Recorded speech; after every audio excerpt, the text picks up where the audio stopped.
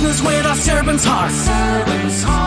Welcome to the podcast. Inspiration, motivation takes.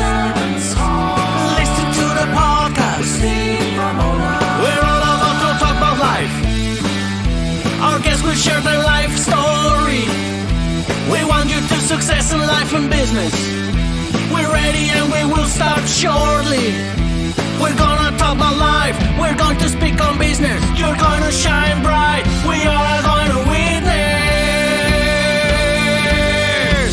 Business with a servant's heart. With hosts Steve, Ramon, and Ray. Inspiration, education talks. Listen to the podcast.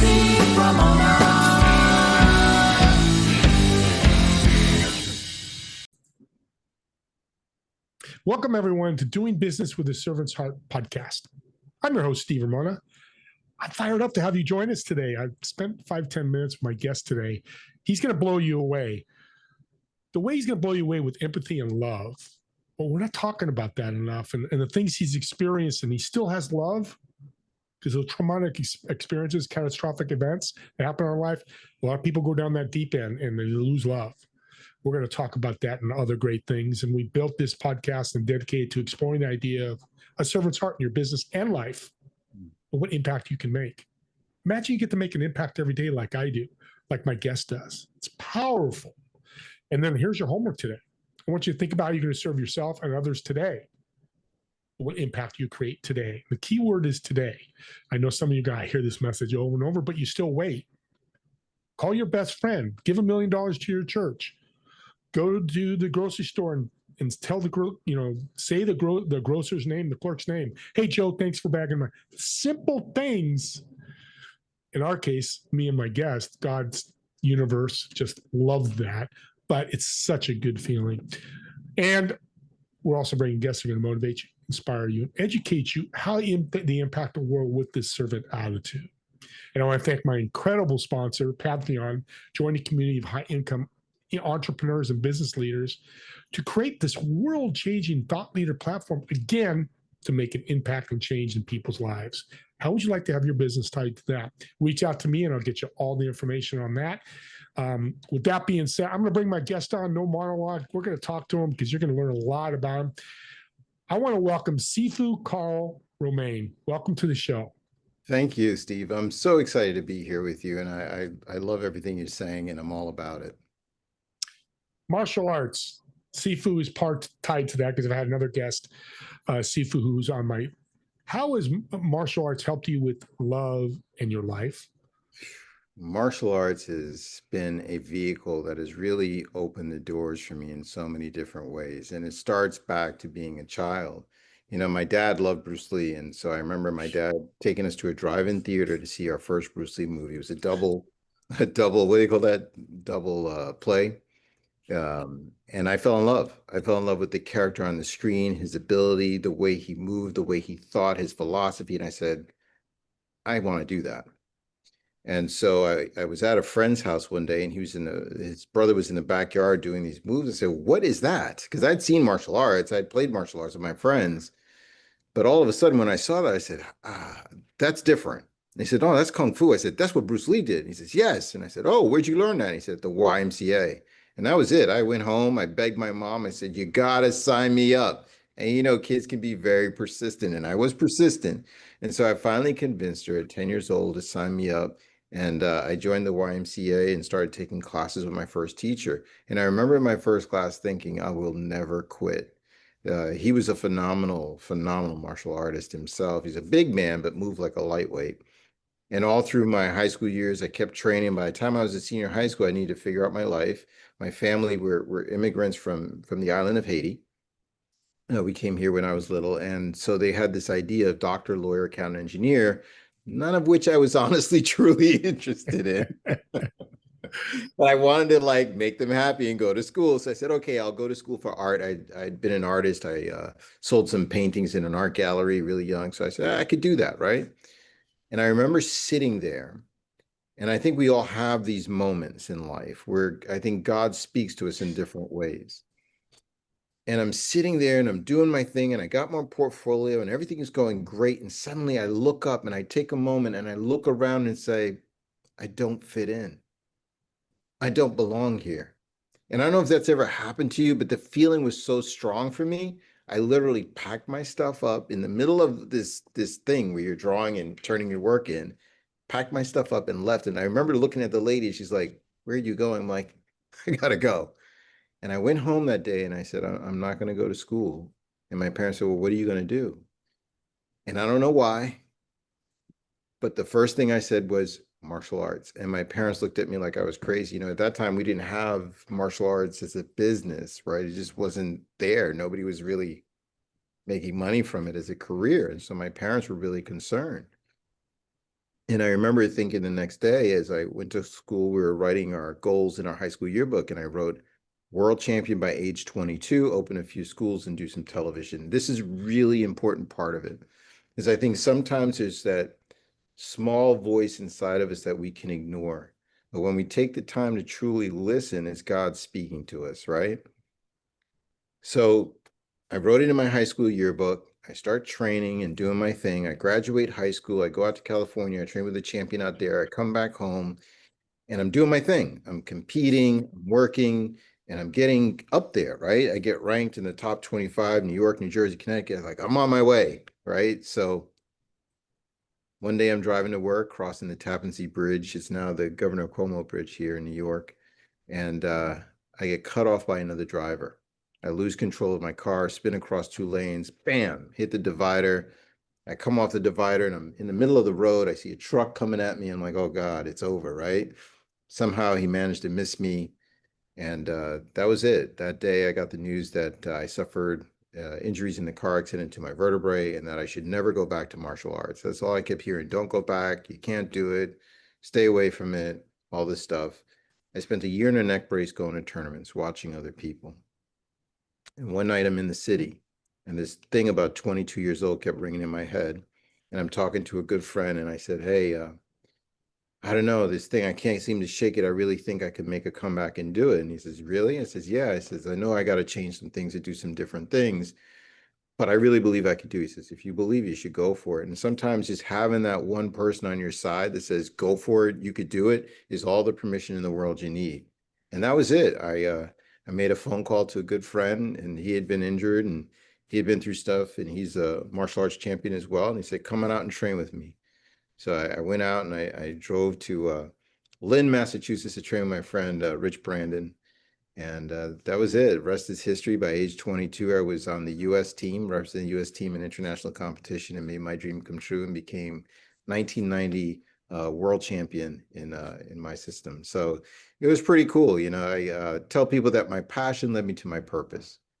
After winning the championship, see, the first part of the story, I felt like was really all about me, right? I was kind of centered on me and what I wanted to achieve, not understanding that God had put me on a path and there was a purpose to this path.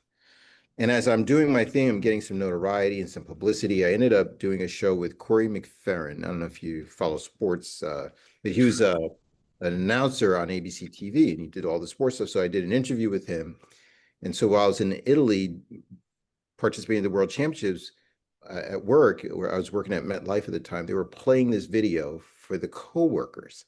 Now, I had no idea what was going on, right? And so I won the tournament. I come home and people are like ecstatic about what I accomplished and what I achieved. But what was moving to me was that people were coming up to me, sharing with me their stories. And the stories were about dreams that they let die inside of them, that they're now inspired to pursue. And that's when it hit me. My passion led me to my purpose, and my purpose was to inspire people to live a life of their dreams, and the rest is history. Incredible journey. Now, audience, we're not saying go through a car accident to do that. Use Karl's story as inspiration, which is what you did when they saw the video. And you mentioned Bruce Lee. I wish I did. I'm 63. I wish I still can do martial arts. No, it's not. And all I think about when I hear Bruce Lee's name is be like water. His philosophy. Be fluid, his philosophy. I mean, it's audience, look it up if you don't know it. It's powerful. You mentioned that trauma, but other traumas in your life have really shaped you. How Yes. have they? Well, I unfortunately suffered a lot of tragic losses, death. Um, my best friend of 25 years passed away from cancer. There was a gentleman that I went to elementary school with, went to high school with. I traveled the world, opened my business. I came back and he worked for me. He met his wife and his kids there. He died of throat cancer. My parents, I lost both parents within 1 year. Just so many people that have been important and influential in my life that I've lost over the years because of COVID or this, that, and the other thing. Those things have been very impactful to me. But I've also seen God's hand in it, because as a coach, when I'm working with people and somebody shows up to session, they say, I just lost my mom. I just lost my friend.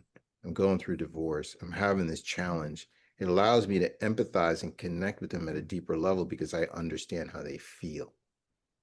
And, if there's anything that we need in this world is for people to truly connect with us and understand how we feel, to let people know that they're not alone. So many times people suffer in silence because they feel like it's only me. I'm the only person going through this, or they feel embarrassed or uncomfortable talking about it. They can't explain their feelings. But if they sit with somebody and the person goes, I know, and I know you don't have the words, but I understand that feeling, and that feeling feels like this. Am I right? Yes. How did you know? Well, because I suffered loss too. Right. And Yeah, what I love about what you're saying, and you as a person really love, is community. You needed it with that one person to say, go for it for martial arts. Yeah, community of one, but that's two people makes a community, or 2,000 people. It doesn't matter. Talk about community, because I know you're part of that, and we'll talk about your podcast and your radio stations here. But talk about community, how you help build that for people. the community is critically important. And I'll tell you, for years, I've been teaching martial arts. I've had a martial arts business now for 33 years. We started out in Nyack, New York, and we were part of the community there. And what was amazing about it, at one point they asked me to run for mayor because they said my school represents the whole community, right? The diversity of the community.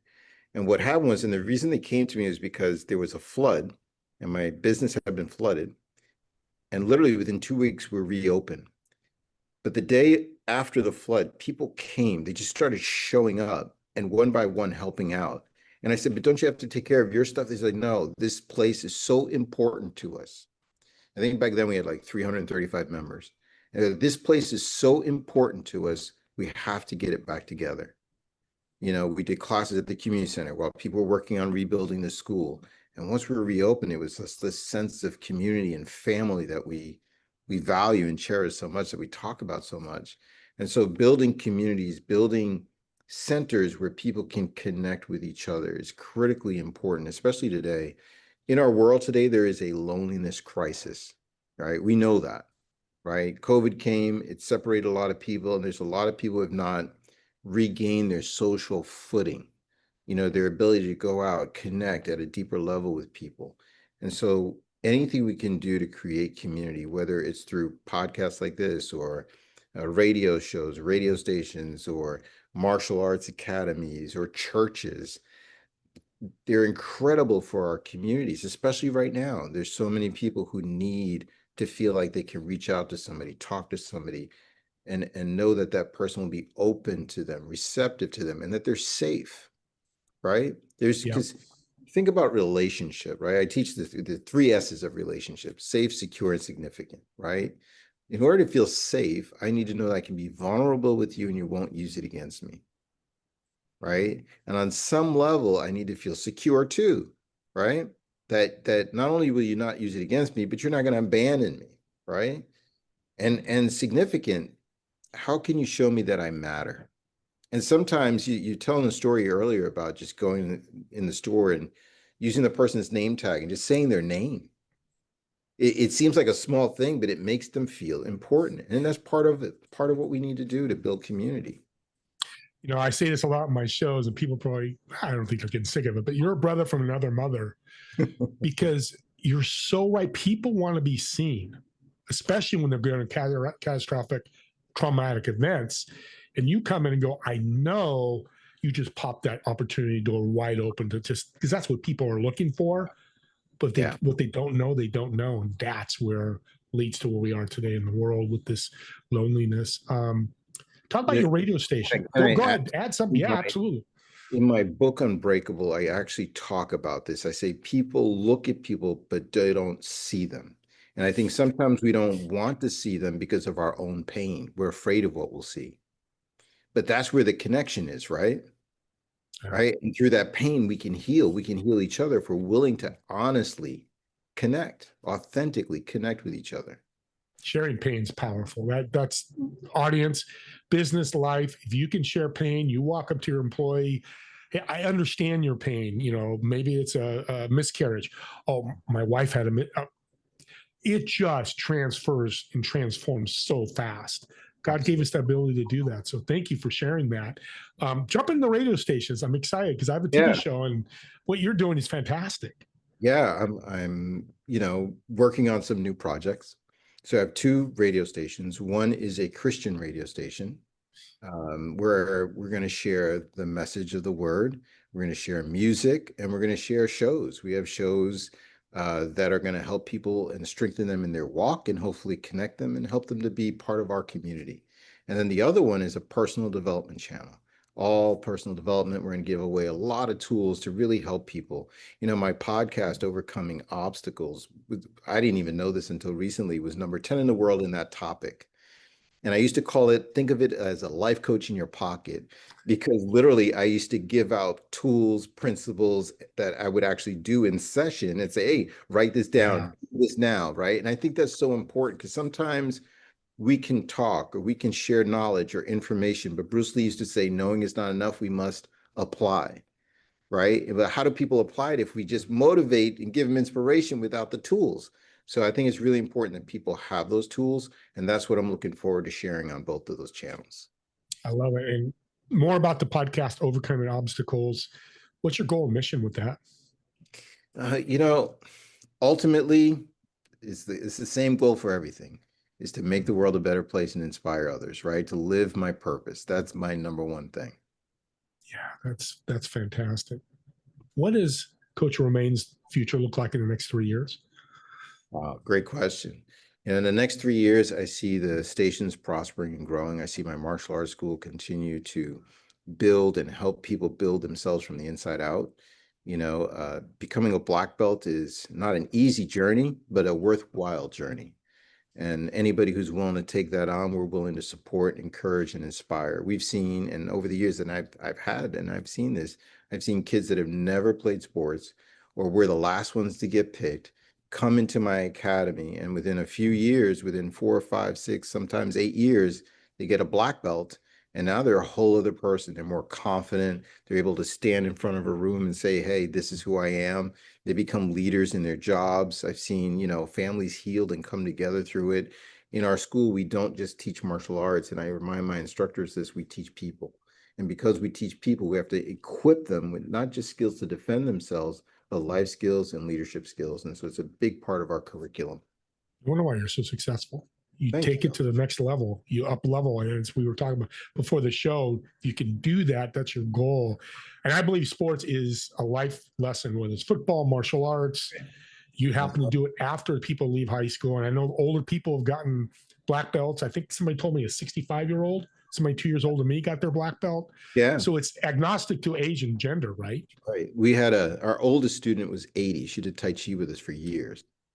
And one of the things I love to see is I think this is like one of the last frontiers where all the family members, we've had family members of like up to 12 people, everywhere from the kids to the parents, the aunts, uncles, cousins, and grandparents, all training, all doing it together. So it's a tremendous experience for anyone who's even thinking about it. Get involved, get out there and take a class, and you'll really love it. Just pick a good school. That's all I ask.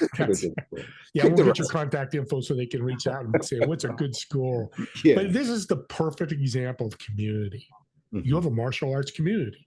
Mm-hmm. I'm sure people that have left or family members that have seen people go are still part of this, right? They come by, they call, they still keep in touch. A few years ago, one of my black belts is John Francis Daly. John wrote Patty with a Chance of Meatballs, Horrible Bosses. He's one of the top writers in Hollywood. He was Dr. Bones in Dr. Sweets. Is it in Bones? Dr. Sweets. Oh yeah, Yeah. Dr. Sweets. John started training with me when he was 4 years old.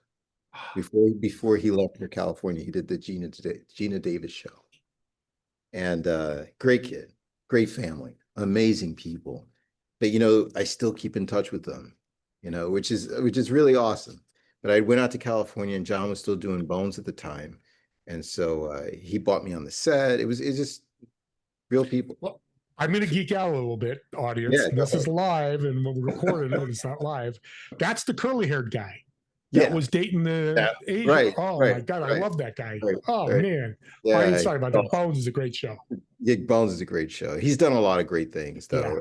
Yeah. He's just one of many. I had the opportunity to work with the New York Football Giants back when Amani Toomer, Howard Cross, and they're just a great team of people. I can't say enough about them and the organization and the time I spent with them. And you can always look up those videos online. I love your diversity. Man, you work with NFL athletes, actors to retired individuals, 80-year-old singers. Opera. I mean, so it's agnostic across the board. Yeah, I love that. It's been a great experience. What's one life tip you're going to give the audience, that obstacles you've seen that are pretty consistent throughout people that you can give today? Well, can I give it as a tool? Yes, absolutely. So years ago, I got certified in CBT as a coach from Dr. Aldo Pucci, and he taught this idea called the 4 stages of emotional reeducation. And when I think of it, I think about it as the 4 stages of emotional reconditioning, because we recondition our muscles, right? So stage 1 is awareness, where you recognize that something's wrong and that something needs to change, right? Whatever that is, right? Stage 2 is the stage of practice and repetition. Once you find an answer, just like martial arts, you have to practice and repeat it. And there's 2 ways you practice and repeat, both mentally and physically. So a lot of people do affirmations, but the challenge is your brain is looking for evidence that what you're telling it is true. So if you don't put action to it, it doesn't see the evidence, right? So you have to do it mentally and physically. Now, while you're doing that, you're going to experience something. So are you righty or lefty? We're righty. You're righty. Can you hold your left hand up for me? And people at home, if you're watching or listening, do this too. And I want you to pretend you had a pen in your hand. Right? And Steve, what's your middle name? Matthew. Matthew. So Steve, Matthew, Ramona, right? I want you to write it in script with your left hand in the air. And notice how that feels. How does that feel? Awkward, weird, uncomfortable. Some people stop and tell me they can't do it. Yeah. That weird, awkward, strange feeling that we get is called cognitive emotive dissonance. And it's a weird, awkward, strange feeling we get whenever we take on something new. Like, think about it. People go to the gym. They go, it doesn't feel good. It feels weird. And so they give up. They stop trying. Or they start a new diet, right? We talked about diabetes before. They start a new diet. Yeah. Oh, the food, the taste, this. They got to get used to it. But what happens is if you give up and you allow the cognitive emotive dissonance to get you, guess what? You don't go any further. But when you recognize that that's what you're experiencing, you go, oh, I'm at stage 2. This is just the feeling. And if I get over the feeling, I hit stage 3. And stage 3 is that feeling of emotional wins. It's like the pat in the back. Oh, you're working out? You look great. Or, hey, you're on a diet because you're losing weight. You look amazing. And you go, man, yeah, I am. It feels good. And so because it feels good, you want more of it. And as you continue the path, you go to stage 4. And stage 4 is a stage where it becomes a personal trait or a habit. And now the effort required is a lot less. You don't even have to think about it anymore. It's like drinking beet juice, right? Like I have this thing, I drink beet juice because it helps with lowering your blood pressure, right? So for me, that was the thing, but I used to, the taste, and I realized I just got to get through it. Now I can do it, and I go, oh, it's not so bad. Well, it's interesting. Podcast hosts that I mentor, this is their problem. They go 10 shows in and, it's too hard. They make excuses and most people quit at 15 shows or less, 90% of podcast hosts. So I love that you share that because a lot of hosts are listening. God, that's a great tool. I hope you wrote that down. Over the hump, right? It's going to get you. Now, when I'm feeling this, I don't quit. I keep going because the truth is, think about it. Is there anything wrong with writing with your left hand? No. As a matter of fact, if you kept practicing, what would happen? Over time, you get pretty good at it. And it's the same thing with anything else. Well, and I say get better 1% every day. Don't try to do 50%. And that's what you're saying, but more detail. Oh, I love this. Yeah. He's definitely my brother. We just found Hey, that out today. I got another quote for you too. Fire away. When I was young and I was doing martial arts, my first instructor used to say this to me. And at first, as a child, it used to drive me crazy. But as an adult, I fully grasp it, right? To know and not yet to do is not yet to know. Wow. Say that one I more know time. you got it. To know and not yet to do is not to know. You know, the only way we know something, the only way we gain understanding is to actually do it. And do it enough times till we really grasp it. Yeah, this is huge. Well, you've blown me away. Got tons of notes. Audience, hope you've taken notes. I'd like to end with a fun question, kind of my hook question. So I've got a reservation at a restaurant, table of 4. It's going to be tough for you, I think. You're going to sit in one of the chairs. The other 3 empty chairs. Who would you invite to have dinner with you, dead or alive? And what food would you order? What food? Yeah, what food would you order? Well, the food kind of stumped me. Favorite food? It's up to you. I mean, for me, honestly, I love my cultural food, so probably Haitian food. Yeah. And there's so many people I would love to have at the table, but there's some people that have been very special and important to me in my life. So I think those would be, some people I would love. I haven't spent time with them recently, but I think I'd love to, if we could today go out to dinner, I would love to invite them to dinner. It's a great table. Yeah, we've been blessed. Yeah, Go ahead. I could say, but no, it's okay. Yeah, but I can think about who those people are. That's a good way to answer with all those people. Yeah, we'll shout out to the universe in energy. They know who they are. Yeah, oh yeah. You've blessed us with so much. I really appreciate you taking time. This has been wonderful. I know people listening are going, how can I reach out to Coach Roman?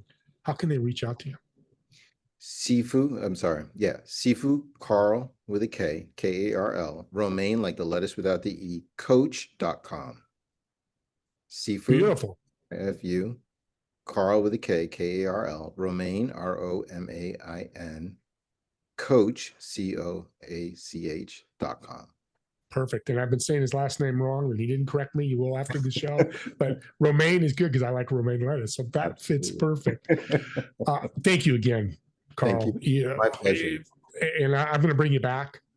Please announce it right here. We'll do part 2 because there's so much more we can cover. And I hope you'll come on my show too. I look forward to having you. I would be blessed to do that. Audience, subscribe to the YouTube channel. And I'm not going to do it like any other podcast.